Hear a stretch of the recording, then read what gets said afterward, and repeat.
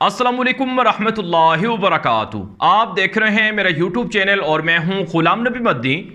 नाज़रीन किराम, अफ़गानिस्तान के हवाले से ख़बरें सामने आ रही हैं कि अफ़गानिस्तान के कई सूबों में अमरीका के ड्रोन तैयारों की परवाज़ें देखी गई हैं। अफ़गानिस्तान के कई सूबे हैं जिनमें अमरीका के ड्रोन तैयारों को उड़ते हुए देखा गया है। आप जानते हैं, एक हफ़्ता कबल अमरीका ने काबुल के अंदर एक ड्रोन अटैक किया था जिसके अंदर अलकायदा के सरबराह डॉक्टर ऐमन ज़वाहिरी को शहीद करने का दावा किया गया था।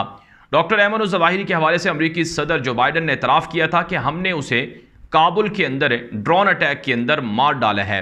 नाज़रीन किराम, जो काबुल के अंदर ड्रोन अटैक हुआ, अफ़गान तालिबान ने इसकी तस्दीक की है और बाकायदा अफ़गानिस्तान के अंदर अमरीका के ड्रोन अटैक पर अफ़गानिस्तान भर के अंदर एहतजाज भी हुआ है जुमे के रोज़, और अफ़गानिस्तान के अंदर तालिबान की जानिब से शदीद रद्द-ए-अमल भी दिया गया है।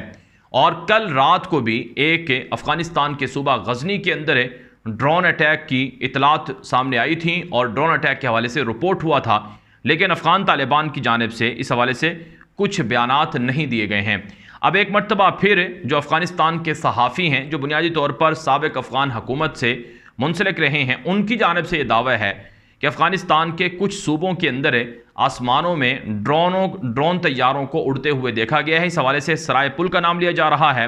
और शिबरगान का नाम लिया जा रहा है जोज़जान के अंदर है, और इसी तरह से नूरिस्तान के अंदर है, और कुछ दीगर सूबों के नाम लिए जा रहे हैं जहां पर बताया जा रहा है कि वहां पर अमरीका के ड्रोन तैयारों को उड़ते हुए देखा गया है।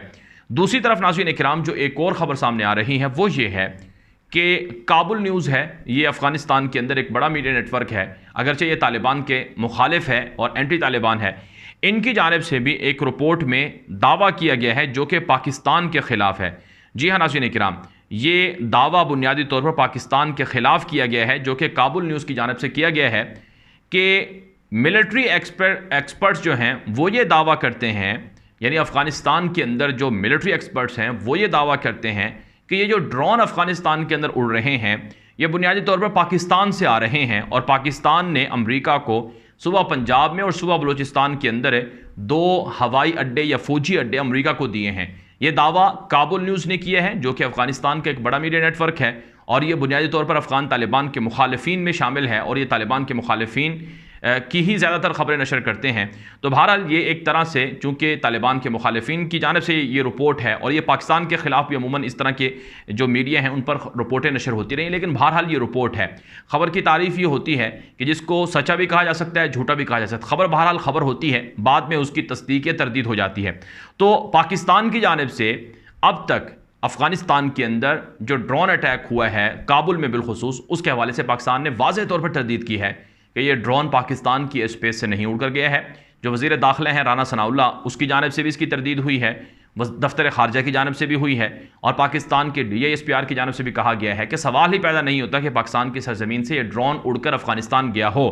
लेकिन अफ़गानिस्तान के अंदर अभी जब जुमे के रोज़ एहतजाज या प्रोटेस्ट हुआ, उसके अंदर पाकिस्तान के ख़िलाफ़ ये बैनर्स देखे गए हैं और पोस्टर्स देखे गए हैं जिनमें अफ़गानिस्तान के लोगों ने पाकिस्तान को इल्ज़ाम दिया है कि पाकिस्तान ने ख़यानत की है और अफ़गानिस्तान के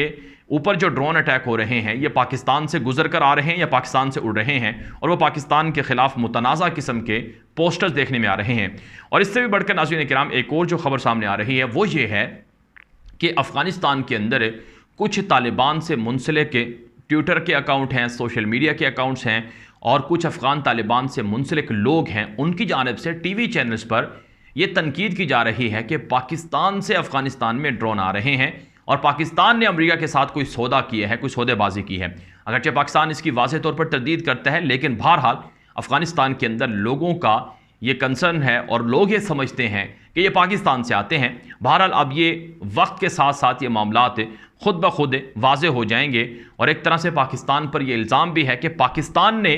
एक अमरीका को फिर से फ़ौजी अड्डे दे दिए हैं। पाकिस्तान के सहाफ़ी हैं सलीम साफ़ी जो जियो न्यूज़ से मुंसलिक हैं, अगरचे वो इमरान खान के ख़िलाफ़ और उनकी जमात के ख़िलाफ़ काफ़ी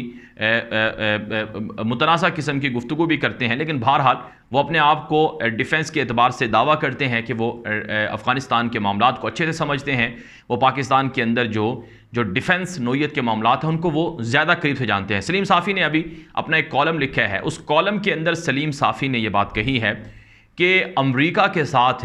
जो माजी में अक़वाम मुत्तहिदा की कोई करारदाद है उसके तहत वो करारदाद आज भी मौजूद है कि अमेरिका अफ़गानिस्तान के अंदर जो भी कार्रवाई करेगा उसके लिए जो भी अक़वाम मुत्तहिदा के रुकन ममालिक हैं वो अमेरिका के साथ ताउन करने पर मजबूर होंगे। सलीम साफ़ी ने दावा किया है कि यह करारदाद आज भी मौजूद है और इस करारदाद की वजह से पाकिस्तान अमेरिका को ना सिर्फ एयर स्पेस देने का पाबंद है बल्कि अमेरिका किसी भी तरह की पाकिस्तान से हेल्प मांगे तो अमेरिका को पाकिस्तान को अमेरिका के लिए हेल्प भी देना पड़ेगी, चूंकि अक़वाम मुत्तहिदा की वो करारदाद अपनी जगह पर आज भी मौजूद है। ये सलीम साफ़ी ने गुज़श्ता रोज़ यानी 6 अगस्त को कॉलम लिखा है, उसके अंदर ये बात उन्होंने लिखी है। तो इसका मतलब ये है कि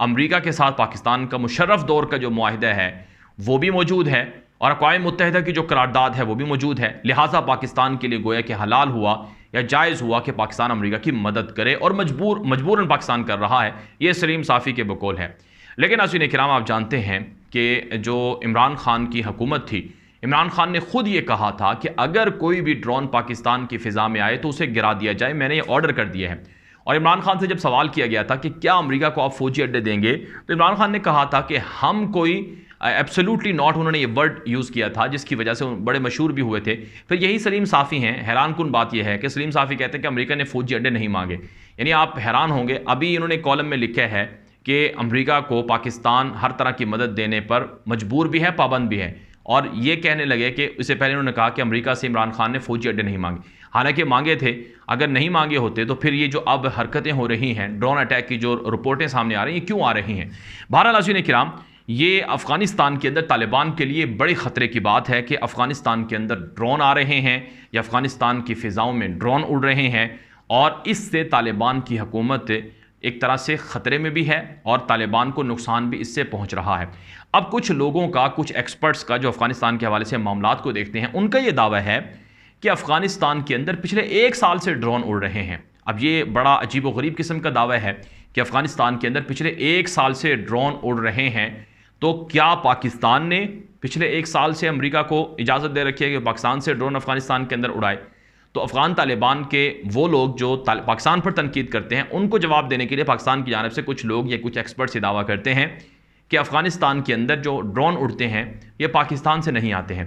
नाज़रीन किराम, अमेरिका के दुनिया के मुख्तलिफ मुल्कों में फ़ौजी अड्डे हैं। अमेरिका का खलीज के अंदर जिसमें यूएई है, यूएई के अंदर एक बड़ा फ़ौजी अड्डा है, वहाँ पर अमेरिका के ड्रोन खड़े हुए हैं। और अमेरिका के कतर के अंदर भी फ़ौजी अड्डा है, वहाँ पर भी ड्रोन खड़े हुए हैं। अमेरिका